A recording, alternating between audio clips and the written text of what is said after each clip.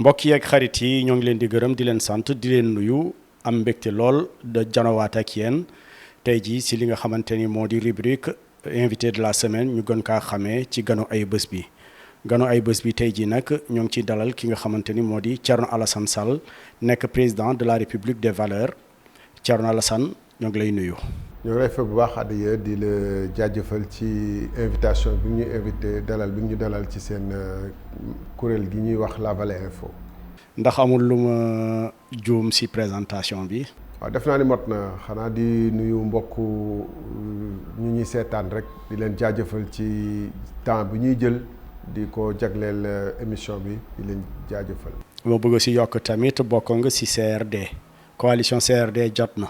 waaw CRD moom dafa di coalition boo xam ne ñu ngi ko taxawal pratiquement ci jeexitaayu atum 2019 bi du élection yi ñu dëgmal wala ay élection ñoo ko tax a jóg waaye man ko ngir jéem a xool nu ñuy bokkee gis-gis ak bokk yéene bokk yoon pour coppite yi nga xam ne soxla Sénégal boo ko soxla ñu fexe nañ koy waajalee ci njëlbeen. Thierno Alassane Sall ñu njëkkee li nga xamante ne tiis bi dal Sénégal dal république bi dal askan wi moo di génnum àdduna kii di Alioune Badara Cissé nekkoon médiateur de la république Alioune Badara Cissé nekkoon koo xamante ni xam nga ko bu baax lan nga xam si moom su ko doon natt fan nga koy nattee. waaw Alioune Badara Cissé laata muy doon médiateur jàpp naa ni dafa nekkoon ab citoyen sénégalais boo xam ne occupé na ay fonctions yu bëri nekkoon fi ministre des affaires étrangères ci gouvernement bu njëkk bu président Macky Sall ci 2012 ne woon ci ñu bokkoon ci ñu sos APR may fit ki di Macky Sall ak ñu mu àndaloon pour ñu taxawal parti bi ñuy wax APR nekk ci ñu ko sosoon nekkoon tamit xarit bu jege lool président Macky Sall waaye doon koo xam ne dafa am mandarga ay qualité yoo xam ne dañ koy jàpp ci Sénégal ni qualité yooyu ay défaut la maanaam dafa amoon fit ba pare dëggu mun naa ci yokk yeneen waaye ñaar yooyu rek jar na taxaw seetlu ndax ku am fit mooy koo xam ne ragalul keneen ku dul yàlla ndax damay jàpp ni sax ragal denc sa dëgg ndax nit te mu xam ni dëgg bi du sa dëgg kese waaye dëggu askan la njëriñu askan wi la nga koy maslaa ngir ragal nit wala rus ko loolu bokkaale lay nuru bu dee fekkee ni dafa am loo gëm bokk ci tamit koo xam ne dafa yaatu woon nekk xaritu ñëpp mu am joie de vivre maanaam tiis ak mettit ak lu ko dal mun na ko dëkku ba tax na séntu woon nañu ni que bu président de la république nekkee au pouvoir bokkoon na ci ñi nga xam ne bu fekkee ni moom président de la république li mu diggoon askan wi nar na ci teggi tànk faw mu tàqalikook ñu mel ni ay Alioune Badara Cissé ak ñeneen jàpp naa ni man mii ci laa bokk waaw ak Moustapha Diakhaté ak ñeneen ñu mel noonu ba tax na nit ñi dañuy wax joo xam ne man d'accorduma ci dañuy wax bu aayul teg yaa aay xam nga présidence de la république mënoo fa dugg bu dul décret wala nomination moo la fa yóbbu donc képp ku fa nekk président moo la tànn ci ay critères am moom ci ni mu gisee collaborateur am yan jikko la war a àndal ñu teel a nag sosal ki nga xam ne mooy Alioune Badara Cissé parce que bu fekkee ni dañ la sosal di la tuumaal yenn yi waratoo occuper benn poste a fortiori médiateur de la république nga xam ne bokk na ci poste yu gën a kawe am déet waaye sosal pour mun la nuur mun la comme ni tubaab di wax qui veut accuser son chien qui veut noyer son chien l'accuse de rage pour mun la rey ñu daal di lay sosal wax ci yow loo xam ne lu doy waar mais li ci gën a doy waar mooy ñu bëri ñu nekkoon APR nga xam ne xam nañu loolu nekkul dañ ko noppiwaale jéemuñu ci dara donc ñu leen di fàdd benn ba nga xam ne tey boo xoolee ñu jege Macky Sall nga xam ne peut-être ñoom ñoo nekkoon ak moom ba mu nekkee PDS am doole ba pare daw fekki PDS des ak PDS wala dem bitim réew fexwaat ba ñëw ànd ak moom ku mel ni Alioune Badara Cissé bu làmboo woon yenn jikko yi nekk koo xam ne dafa doyadi wala dafa bëgg dunguru wala tarbiyu day fekk tey moom bokk na ci ñu gën a laxasoog Macky Sall parce que ci li ma xam premier anniversaire u Macky Sall bu ñu def gannaaw ba mu génnee gouvernement bi dafa bokk ci ñu woo ne ñu seen waay dafa nar a wéet parce que nekkoon ci nguur gi saa yu ne gars yi di ko entouré lu xew gars yi ñëw tarbiyu ko et cetera tey jii nii moom dina wéet ci anniversaire am te bëgguñu ñu mu yëg ko trop xam naa ko donc nañu dem defal ko surprise moom Alioune Badara Cissé bokkoon nañu ci ko sooxe man daaw ma assisté yu mel noonu sama bos sax dama koy fàtte mais ci ni mu ko waxee ak ni mu ko présenté ma dem teew ko mu wax fa discours bu daw yaram ba pare def fa benn poème buy woyee aussi xam-xamam ak culture am fu mu toll mu doon koo xam ne vraiment nit ku baax la ku amoon yéene yu rafet jàppale woon Macky Sall à titre personnel avant APR jàppale ko ci biir APR bokk ci ñu taxawal APR nekk def ni APR nekk APR Alliance pour la République moo tax militant APR authentique yu bëri tey dañu xaw a tumuranke boo gisee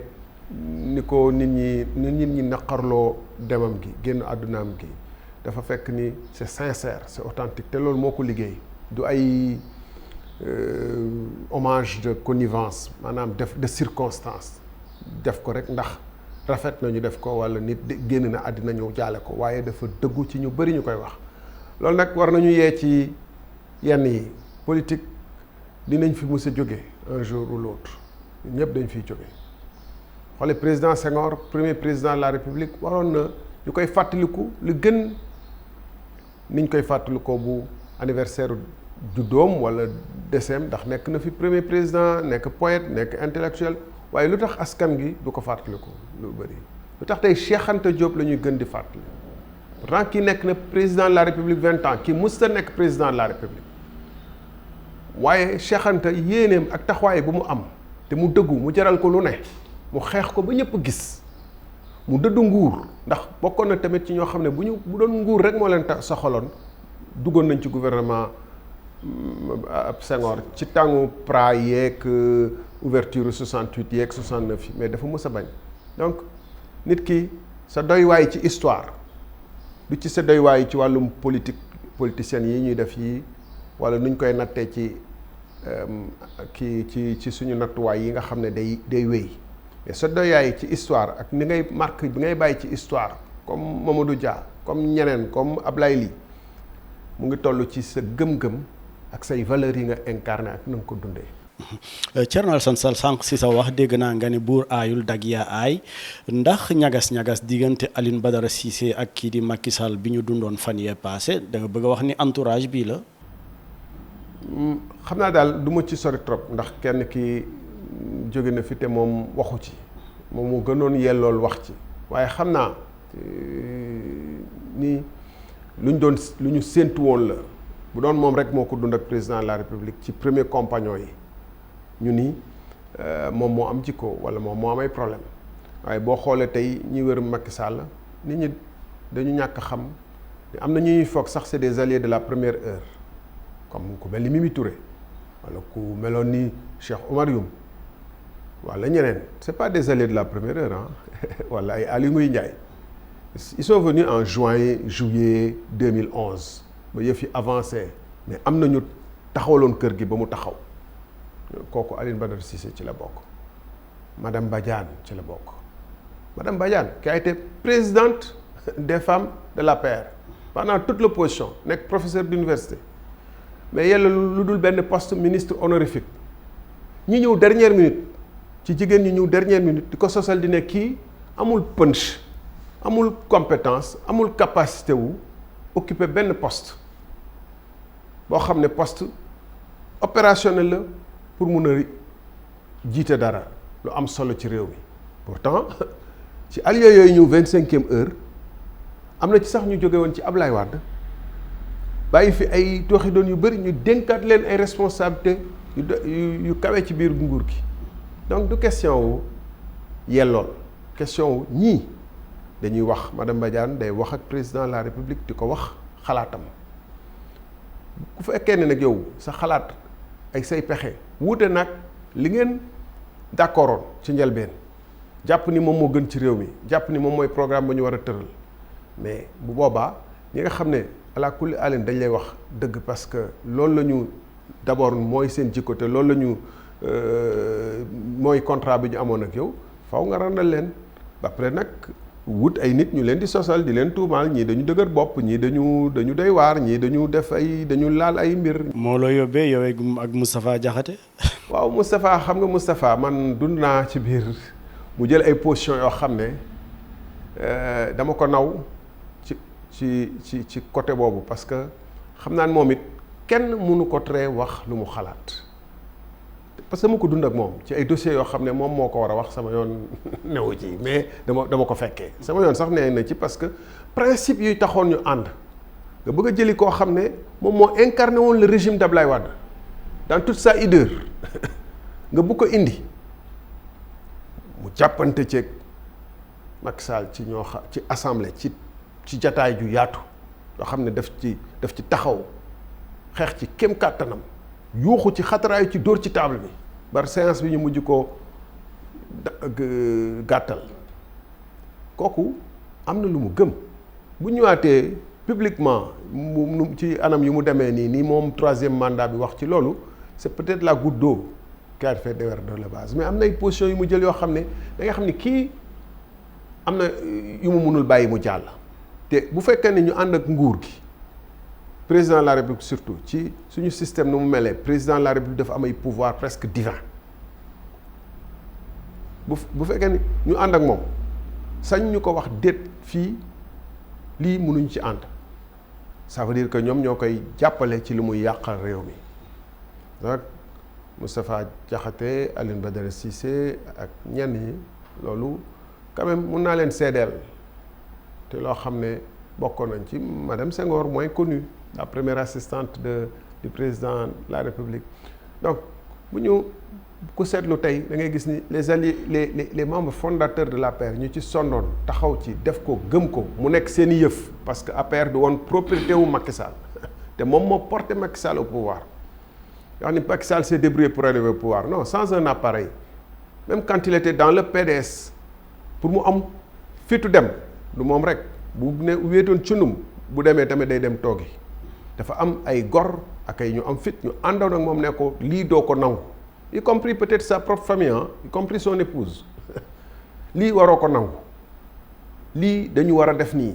jël suñuy responsabilité génn taxawal dara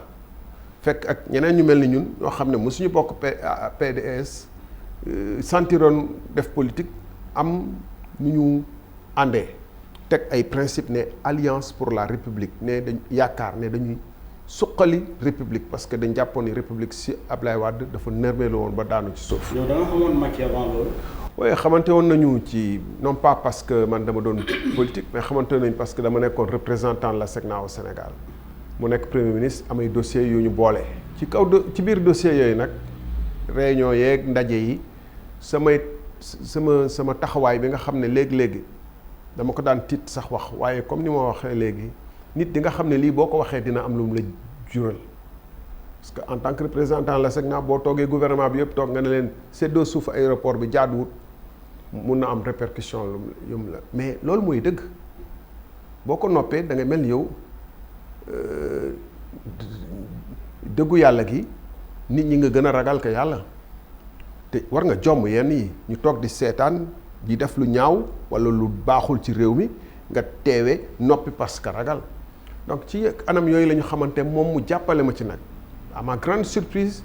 yenn yi dafay position day méngoog sama bos bu teg bu gouvernement ma ne kon kii ku ko joxoon réew mi dina déglu parce que man yi ma doon wax instant yooyu man sama wàllu bopp dama noonu ne lii may wax ni xam naa ni ça va me coûter deuxièmement moom amoon na ubbeeku esprit pour déglu li ma doon wax ba ànd ceeg man kon kii kat wuute nag président de la république Abdoulaye Wade beeg ministre mi donc bu demee ba am ak ñoom ay safaan ba mu jaral ko génn damay ne donc li ma xalaatoon ak li ma yaakaaroon ci nit ki loolu moo am et peut-être bu ñu àndee nañ mun di discuter di diisoo ci lu gën ci réew mi te boo ko wanee ni lii moo gën ci réew mi ak lii moo gën ci askan wi peut-être daa ngeen ci ànd fu ma juumoon mooy instant yooyu peut-être moom dafa nekkoon di waajal succession Wade donc di préparer peut-être ab courant am ak ay nitam yoo xam ne dinañu am capacité ak fit pour mun a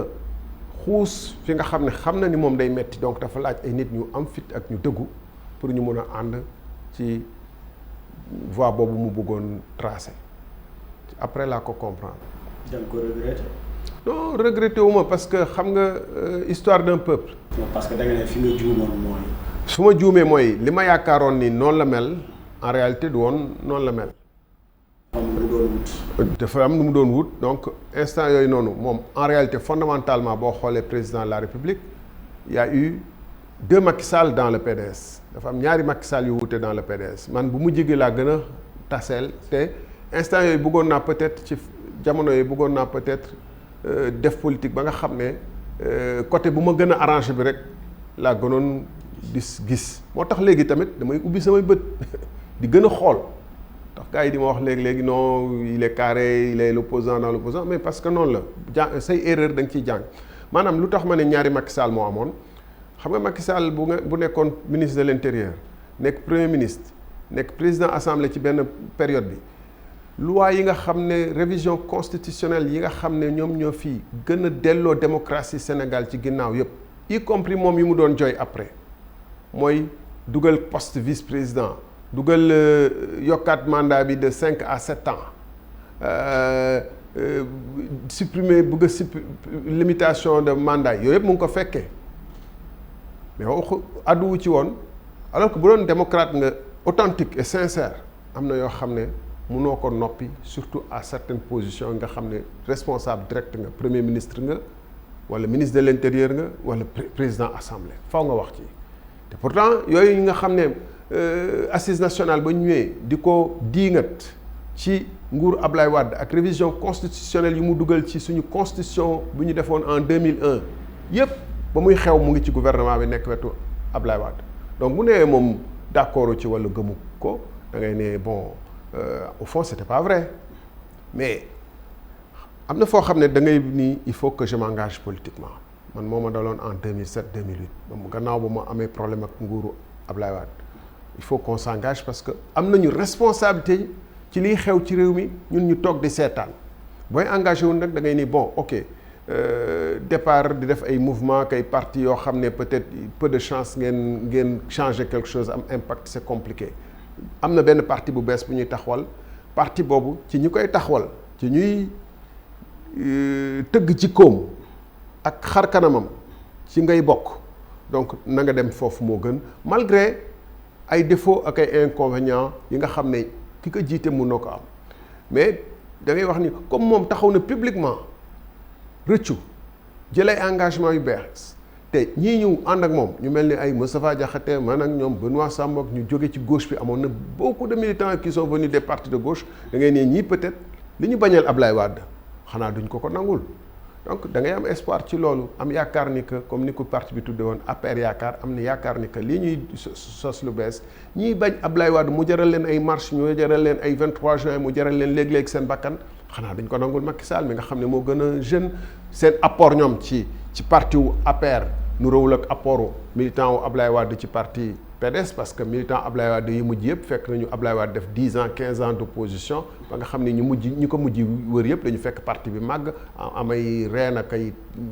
kii ak ay banqaas ñoom ñun dañu fekk ba ñuy jëmbat xoox bi wala kii bi ba ñuy jëmbat garab gi ba ñuy ji xoox bi wala di ji kii pour garab gi sax donc ñun mënuñu yem ak taxawaay ak waa PDS gannaaw li fi jaar yëpp aussi depuis 2000 ba 2012 peut-être dinañ am quand même quelque chose boo xam ne dinañ ne war nañu def benn palier de plus pas dellu ci ginnaaw foofu lay waxee. Thierno Alassane Sall ñu jéem a tëj parti bi rek kii di maître Djibril War interpellé na directement kii di président Macky Sall pour mu xoolaat doxalinam gestuwaat ñi nga xamante ni ñoom la àndaloon dëgg bu ñu woote woon retrouvailles mën nañu xaarandi retrouvailles entre Thierno Alassane Sall et Macky Sall. xam nga Djibril War moom ci mbirum nguur gi lay waxee ñun mbirum Sénégal la ñuy wax moom na président Macky Sall gestuwaat ñu mel ni ñoom Djibril War que je salue au passage ñoom Moustapha Cissé Lo ñoom Mbaye Ndiaye ñoom Seydou Gueye ñoom Benoît Sambou ñooñee ñëpp ba ñu leen bëggee suul dañu ne xarajuju dem jëli ñoo xam ne boo xoolee seen xarañaay am na ci ñu nekk ministre de du ma tudd ay tur waaye xool leen gouvernement Macky Sall bi rek ministre yi fa jógee ñi ne woon PDS ñi ne woon feneen ñu est-ce que dañu gën a xarañ ñii loolu lay wax foofu lay waxee man waxee ma foofu tey bu fekkente ni engagement bu Djibril War amoon ba muy bàyyi PDS mu ngi ko gëm ba tey dafa war a bàyyi Macky Sall pour 10 fois plus parce que man dama jàpp man awma benn responsabilité ci PDS. donc la retrouvaille entre yow ak Macky Sall c'est pas possible. man awma benn responsabilité ci nguuru PDS benn yoon laa woote loon Ablaye Wade muy deuxième tour 2000 awma benn responsabilité ci nguuru PDS pourtant maa ngi ko doon diingat di ko critiquer di opposer ak moom donc ki nga xam ne am naa responsabilité ci li mu jël pouvoir bi def ci sama doole sama yéene sama xaalis di ci ñaanlu bu fekkee ni kooku moo def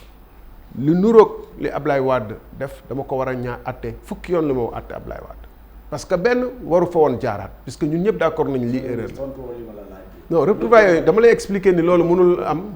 et pourquoi dama lay expliquer pourquoi mënul am mënta am waaw mënta am te xam nga nit ñi dañu jàpp ni dañu jikko yi ci politique dafa yàqu ba nga xam ne dañu jàpp ni lu nit wax rek war na ci mën a dellu si am na ku fi waatoon ni ku dellu ci ay kiiwam dañ ko réfugié tegu ci 6 mois wala 3 mois mu dellu ku nekk li mu wax marqueur la yaay natt sa bopp yàlla di la nattu ci li nga wax ndax gëm nga ko boo ko ñàkkee gëm foofu ngay gën a wax lu gën a garaaw pour ëllëg ñu mun la vaar man incha allah duñ ma vaar ci mbir yooyu mel noonu. may fàttali rek suñu gan ayu bés bi moo di Thierno Alassane Sall nekk président République des valeurs Thierno Alassane ñu xuus tey jii convoqué nañu conseil ministériel de la consommation lan lañ ci mën a xaarandi ndax njum bi gaa yaa ngi jooy rek de dîner cher na lépp cher kenn xamatul fu ñu jëm ndax yow am nga ci yaakaar ci conseil bi ñu xamante ne teg nañ ko tey jii. xam nga ba président de la république ñu njëkkee ñëw boobu premier ministre Abdoul Mbaye la woon ay conseil ministériel sur les prix lañ doon def interministériel ak ministériel sur les prix naam sax jamono yooyu amoon na ay jéego yu ñu ci def waaye près de 10 ans après dañu waroon wax résultat yu concret yi nga xam ne conseil des ministres yi am chaque semaine ñu ñuy wax ni que ñu ngi ci programme d'autosuffisance en riz programme d'émergence bu yàggee yoonu yokkute bu yàggee Sénégal naat dañu waroon concrètement naka la ñu fexe bilan la ñu waroon toll naka la ñu fexe ñoom ba ceeb gi ni gàññ ci biir réew mi ba nga xam ne jéggaateetuñu ceeb waaye sax ceeb dafa lamb ndax dugal nañ ci ay milliards yu bëri de ci pour ceeb bi bëri fàttelu ko aménagement yi ñu def ci vallée bi ngay wax nii ak tracteurs yeeg motopompe yi ñu fa def xaalis bu bëri bi fan la mujj dugal nañu nee nañu ci autosuffisance en lait importe ji ay jéggaane ji ay nag bitim réew def fi ay opération d'insémination di joxe nag yu bëri fan la mujjee donc tey bu doon conseil interministériel wala conseil ministériel am na lu muy faj duñu toog fii li ñu fi def ci conseil ministériel ci sujet bu ne ci élevage ci inondation ci kii Sénégal dootul am problème bu doon conseil ministériel rek toog daje di wax rek mooy régler problème yi jëf mooy régler problème yi te jëf ji Macky Sall daf fi def loo xam ne waxuma moom rek mais ku koy wuutu sax day am ay problème ndax dafa leb bor bi ba boru Sénégal mu ngi toll woon ci 2700 milliards ñaari junni ak juróom-ñaari téeméeri milliards ci 31 décembre 2011 ba fi Ablaye Wade ci jógee wala 31 décembre 2012 si on va simplifier 31 décembre 2020 bor baa ngi toll woon ci 9247 maanaam moom yokk na ci lu ëpp 6500 milliards mu ful ñaari yoon ñetti yoon lu mu fi fekkoon ci bor boobu comme ni ma ko joxee exemple ci wàllum ceeb bi wala wàllum meew bi ak embouche bovine bi ndax daf ko dugal ci liy meññ alal wala liy meññ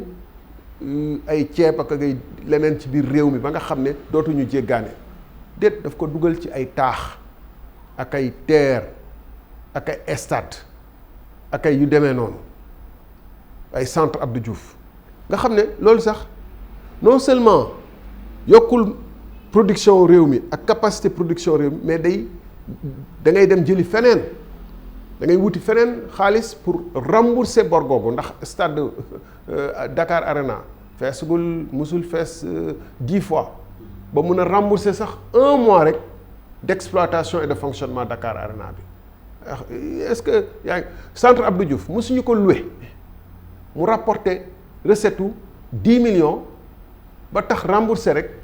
1 mois de fonctionnement centre bi te dañ ko tabax ci ay bor chaque année ñu war a génne lu tolloog 1 milliard 2 milliards pour rembourser centre Abdou Diouf rembourser Dakar Arena xaalis boobu fan la koy jëli jee pour rembourser chaque année ñu ngi war a def 700 milliards juróom-ñaari téeméeri milliards pour rembourser suñu dette pour fay bor bi lu tolloog kii masse salariale du Sénégal xaalis boobu fan lañ koy jëlee moo tax ñu yokk kii bi parce que taxes yi rek nga mën a yokk pour yokk recette Sénégal recette yi fan la war a bàyyeekoo recette yi mu ngi bàyyeekoo ci douane ak Covid yi jaay géeg jënd gi xaw na wàññeeku mu ngi kii ci recette hôtelière touristique voyage yi loolu wàññeeku na donc fan lay mën a jëlee recette pour augmenter maintenir recette budgétaire fiscale yi ak budgétaire yi fan la koy jëlee ci yokk marchandise yi c'est tout amul pexe naam au niveau international njëg yi xaw nañu yokk loolu rek expliqué wul parce que boo demee Mauritanie gi njëg yi ba tey moo gën a yomb bu Sénégal boo demee Gambie gi boo demee Kabaga fee marchandise bu ñuy lekk wala nga dem Fuuta fii wala nga dem côté frontière Guinée bi marchandise bu ñuy lekk yëpp Mauritanie wala Gambie lay jóge lu waral loolu ça veut dire am na ay taxes yoo xam ne nguuru Sénégal moo ko fi teg pourquoi tey suñu carburant gën a cher que Mali wala Gambie wala Guinée alors que ñoom defuñu pétrole ci ay bateau lay jógee ñu kii te suñu carburant wu Gambie Mali fii lay jaar dem Mauritanie Mali plutôt loolu le président de la République Macky Sall doon wax bu mu nekkee opposition ne leen njëg yi ay taxes kese moo ci laxasu moo tax mu gën a cher. mais monsieur le ministre est-ce que loolu tamit li ko waral est-ce que bokk ci fay ñi nga xamante ni moo di parti politique yi c'est-à-dire que parti politique yi li ma lu tax ma ne parti politique yi moo di.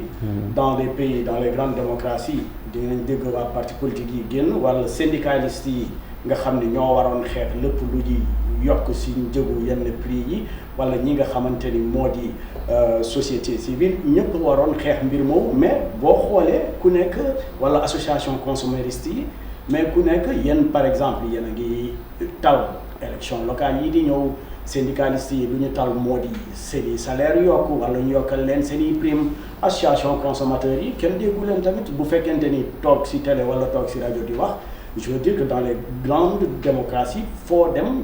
bu ñu yokkee dara nit ñi dinañu ñaxtu dinañ def lu leen mais fii doo gis kenn ku ci def donc et l'autre partie aussi dañuy def lu leen neex. non xam nga mënuñu quand même critiquer association dama laaj ma ñëw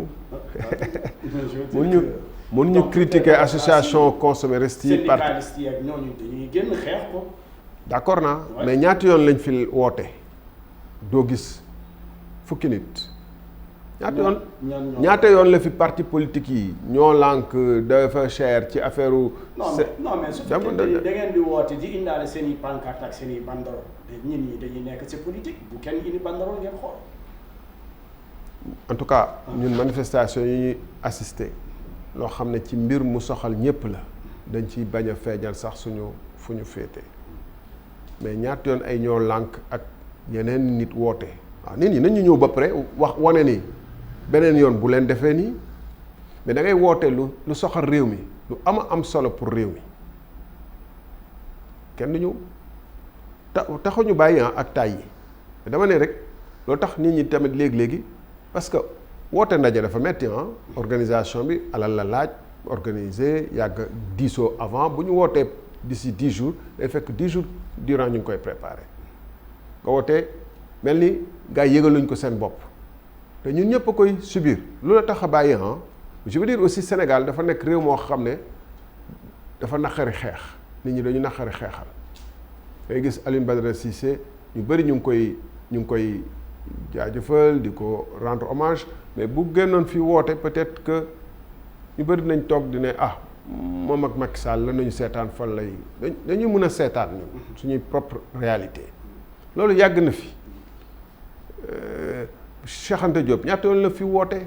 ñu koy matraqué di ñoom Landing Savané ñoom Ablaye Bathily pour que démocratie avance Sénégal nit ñi di leen seetaan ñun woote nañ fi ay manifestation gars yi taxaw ci seen balcon di la ne waaw góor mais avancé leen wala grand policier baa ngi ñëw moytul xam nga donc ça ne veut pas dire que war nañu baisser les bras on ne baisse pas les bras lii ci la participer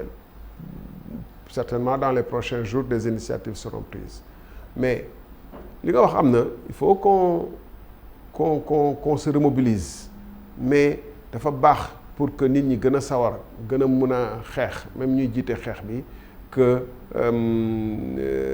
dina nit ñi tamit xam luy seen intérêt mën a jox aussi gëdd ñi leen di xeexal et pour terminer ci dossier boobu gis nga nit ñi dañu war a inquiété wu président de la république xam na moom fu réew mi toll ci ay jafe-jafe gis na inondation bi ak nit ñi ni ñu meree gis na difficulté yu am yi ba nga xam ne xale yaa ngi commencé waat mbëkk mi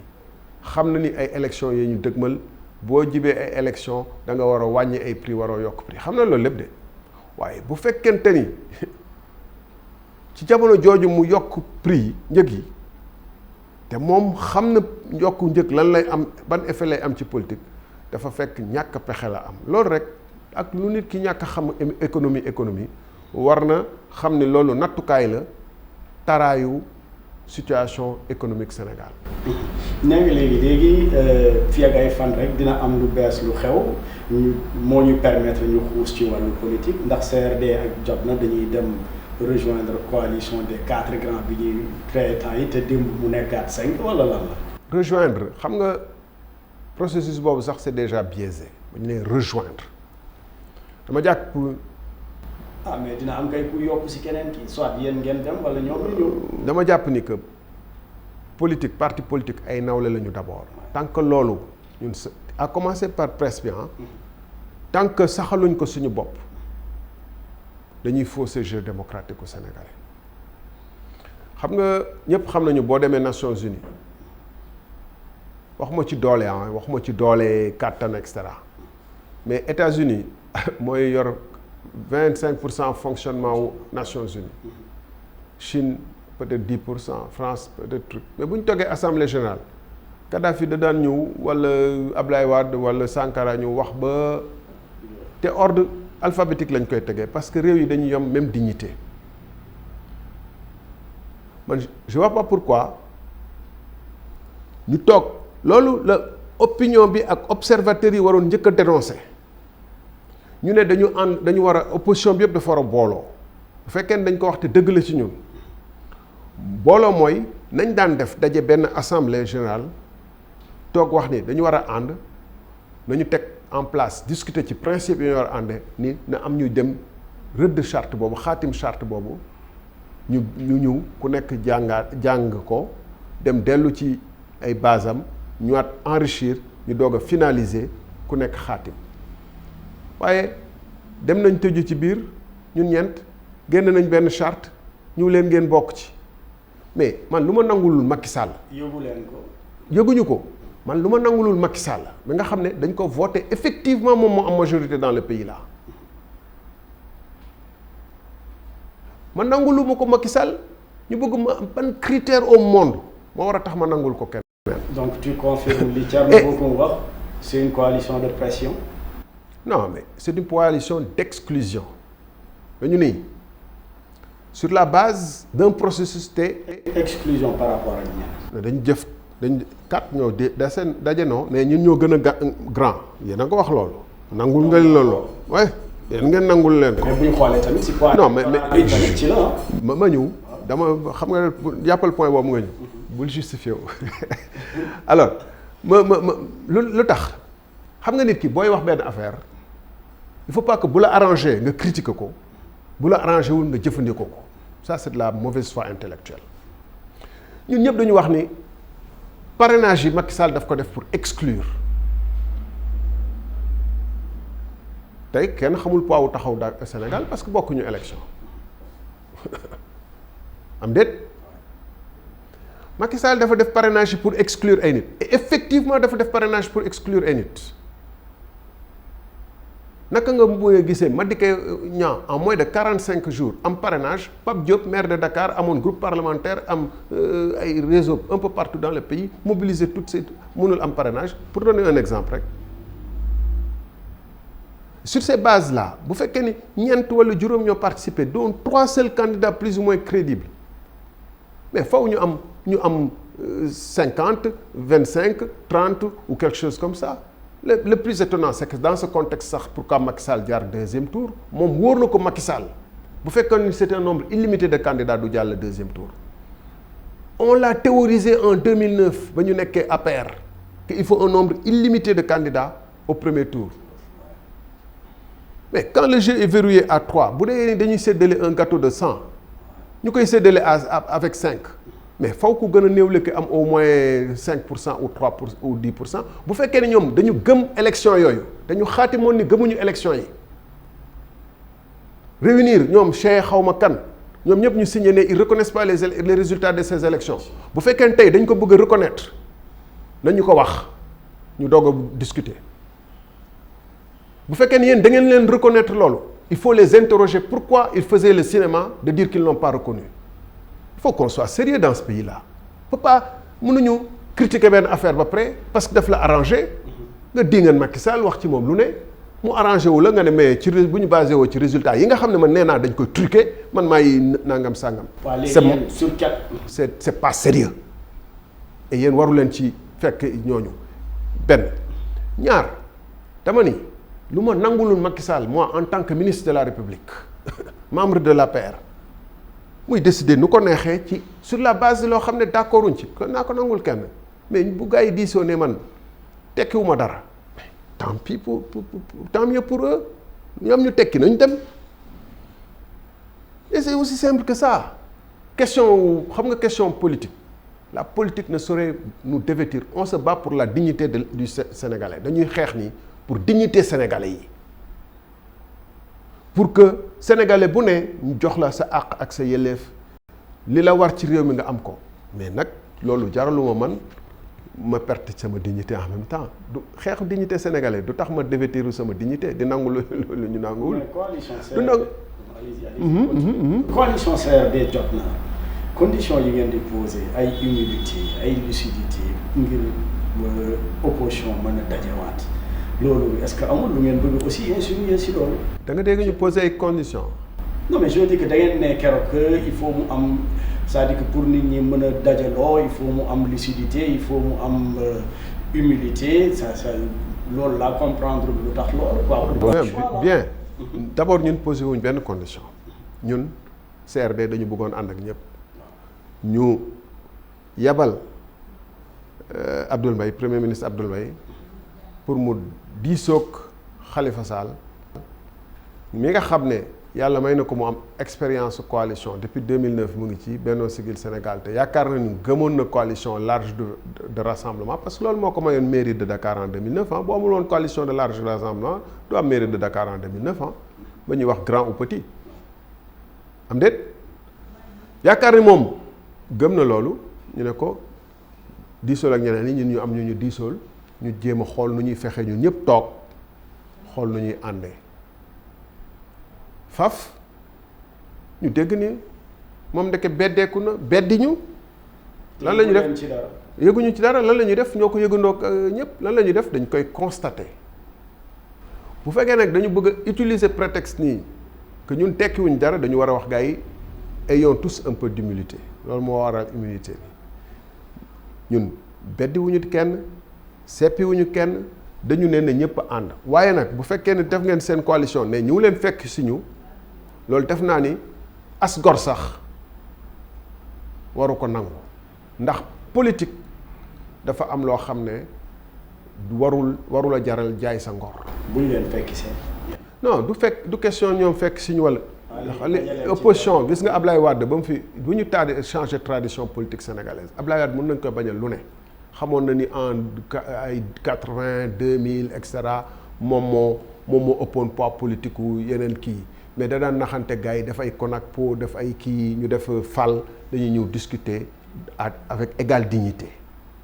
mais xamoon na au moins lu ñu kii et xam nga lan mooy jaaxle ci gars yi les partis politiques ne signifient rien dama koy wax ci nasaraan wax ko ci wolof les partis politiques ne signifient rien que quand ils veulent avoir leur autonomie mais quand un parti politique qui ne signifie rien veut apporter son soutien à quelqu'un dañ koy lister nga gis gars yi di lister on a le soutien de tel parti on a une large coalition de tel parti mais gis nga parti yooyu noonu ñooñu war nañu xoolaat seen bopp d'ailleurs ah ñu fa nekk ci yenn coalition yi saa bu ñu génnee saa yu ñu génnoon tey nii taxaw nii ñun dañuy revendiquer suñu kii dañ leen ne bu tekk bu leen dara loolu dafa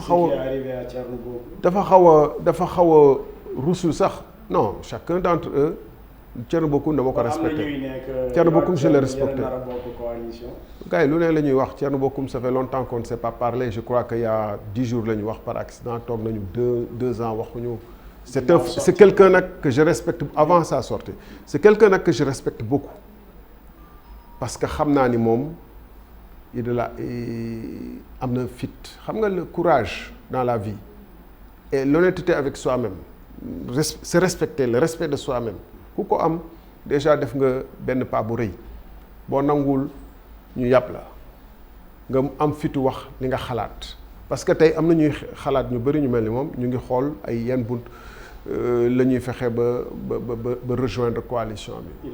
Le courage de ses idées par rapport à Sonko comme yow ni ko amee xëy na. non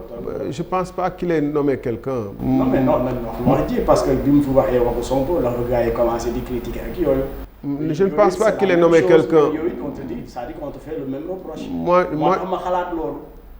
xam nga man ba may juddu xamoon naa dajeeg Macky Sall ak Ousmane Sonko ak Abdoul Mbaye ak keneen. non c'est un constat. je réponds quand ba ma commencé politique xamoon ku may dajal ci terrain bi mais je me suis armé d'un principe élémentaire mooy li ma wax nii léegi mooy li ma seedeel Alioune Badara Cissé néew na nag ñoo ma ko mën a seedeel mooy bu ma noppee wax li ma xalaat pour ragal nit walla calculer ay nit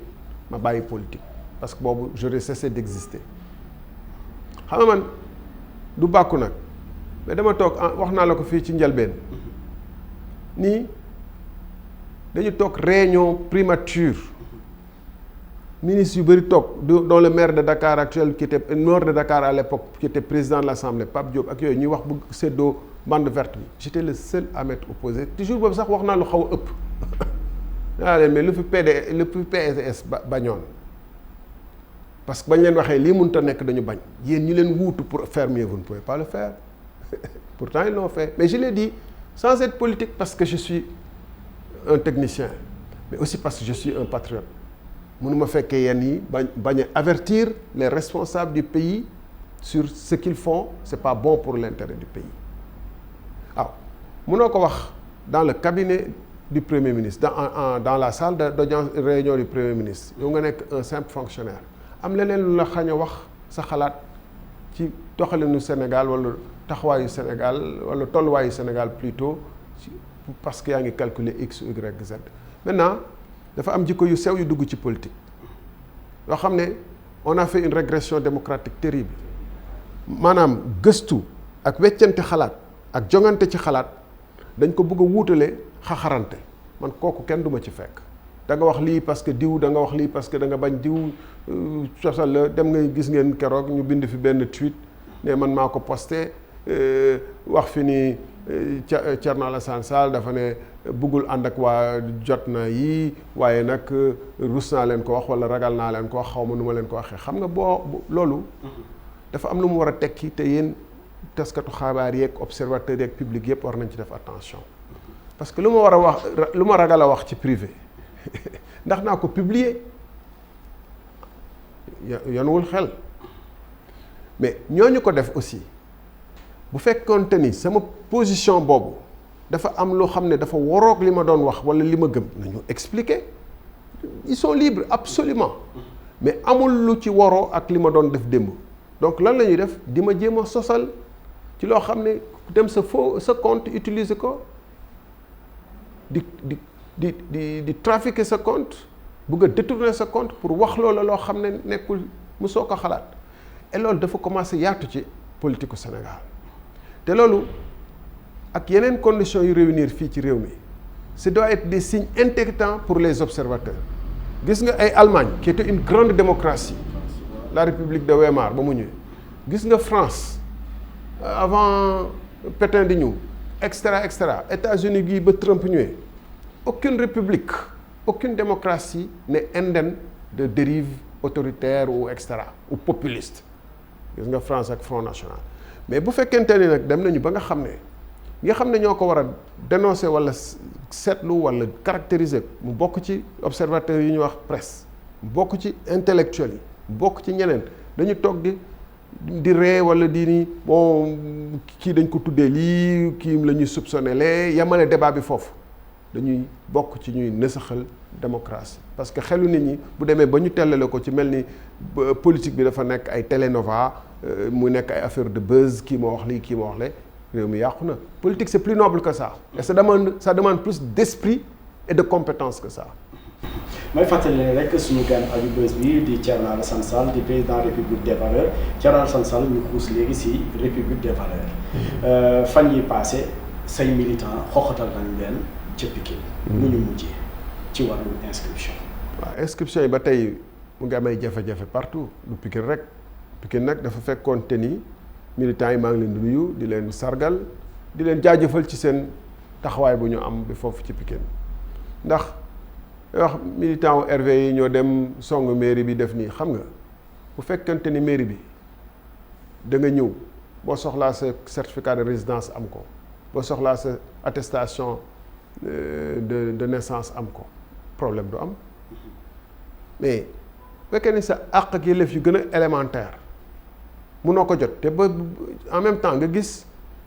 ngeen kilifa mairie bi keroog wax na samay militant maa ngi leen di jox certificat wax na ko ci seen benn naataango ñeneen ñi ju jot seeni certificat mais loolu lan lay nuru dañuy bàyyi ba jour élection bi constaté ni que oui suñu gars yi mënuñu leen woon invité mais dañuy résister waxuma nag dañu taj mairie bi de déedéet loolu gouverneur moo déglu ay nitu waa ji dem répercuter nekk caisse résonance su maire bi parce que moom amagul preuve enquête ubbeeguñ ko muy pointer du doigt di naan. ñu bàyyi nii mbir mi. mais ban preuve ñun waxoon nañu bàyyi noonu mbir mi mais ku ko wax ne du gars yi ak bëgg a accuser suñu gars yi ñoo ko yàq parce que 2 jours avant fekk nañ suñu benn waaye wetu marché bi dóor ko bar ba bakkanam toj mu dem d'ailleurs. Les mêmes qui parlent de faire des enquêtes ne font même pas confiance à la police parce que nee nañu à l'administration nee nañu ay certificats de médicaux de complaisance di wax ni que police bi aussi dafa faire preuve de laxisme le même. Alors quand un gouverneur de région sait que depuis 10 jours 15 jours 1 mois que les trucs ont démarré les inscriptions ont démarré qu'il y a des difficultés nit ñi dañuy am jafe-jafe pour jot seen certificat de résidence te ay tension am na lan la war a def préfet bi def na ko préfet Pikine mooy ñëw xool wala yàbbale ay ndawam ñu dem xool bu amee ay yoo xam ne jaarul yoon ñu daal di koy saafara bu jaaree yoon ñu wax gars yi attention bu leen fi indil ay perturbation parce que bu boobaa yoon dina dawal seen kaw mais ñaari jote parce que mairie bi mairie wu citoyen yi la mairie citoyen waa Pikine la am nañ droit dugg fa lan moo fa xew kenn parce que nekk nañ fa rek tekkiwul ni ñoom ñooy agresseurs yi sama kër gi ku fi dugg def ay njaaxum mun nañ ne mooy agresseur encore que mun na bay mais mairie c'est la mairie de tous les citoyens maire bi moomu ko dañ ko fa teg pour ak moom ay officier état civil am pour ñu joxe ay certificat de résidence nit ñi il faut ñu dugg fa pour wut certificat de résidence bu ñu fa duggee ñu leen di bundu xatal di leen créer problème faw ñu yuuxu bu indee coow dañuy xool coow loolu lan moo ko indi lan dañu accuser suñu gars yi dem nañ Thiès démb dugg nañ ci mairie bi mairie Talla Sylla bi mairie de ville wax nañu critiqué nañ dara xewul parce que xamante nañ ci seen biir respecté nañ après gars yi